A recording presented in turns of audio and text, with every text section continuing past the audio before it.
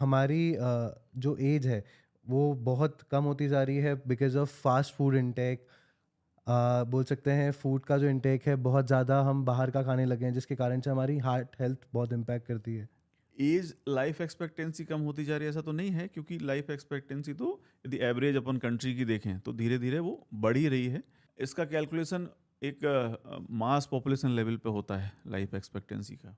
तो इनिशियली जब infectious disease हुआ करती थी तो हज़ारों लोग किसी, जैसे अभी कोविड आया था, हुँ। हज़ारों लोग उसमें चले गए। तो कोई 30 साल का चला गया, कोई 25 साल का चला गया, कोई 50 साल का गया। तो ऐसे पहले समय में हैजा होता था, चेचक होते थे, इनसे मास जो है, तो उससे एक जो एवरेज एज लाइफ एक्सपेक्टेंसी वो बहुत कम थी। कम थी। अब धीरे धीरे हमने इन्फेक्शियस डिसीज़ पे बिकॉज ऑफ एंटीबायोटिक्स कंट्रोल कर लिया है। सो ओके, नाउ अब जो पेंडेमिक है वो ये क्रोनिक डिसीज़ का है। ओके। इनको नॉन कम्युनिकेबल डिसीज़ बोलते हैं, जैसे कि blood hmm, pressure, hypertension, diabetes, hmm, obesity and obviously hmm. Cardiac diseases. Cardiac okay. तो ये तो ज़रूर है, देखने में आ रहा है कि जो relatively age of heart attack है, एमआई है, वो कम हो रही है।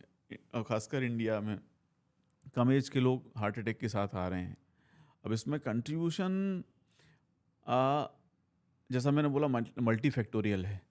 तो अब सपोज अपन जेनेटिक्स को एक स्टैटिक मान लेंगे। जेनेटिक्स पहले से वही चली आ रही है, जीन्स तो हर पीढ़ी में तो नहीं बदल रहे हैं, जेनेटिक्स वही चला आ रहा है। तो कहीं ना कहीं जो एक्वायर्ड फैक्टर्स हैं वो काम कर रहे हैं, वो इसकी रिस्क को बढ़ा रहे हैं। ओके। जैसे कि स्मोकिंग, जैसे कि सेडेंट्री लाइफ स्टाइल, जैसे कि आपका ओबेसिटी, जैसे कि आपका खान पान पे बिल्कुल भी कंट्रोल नहीं रहना।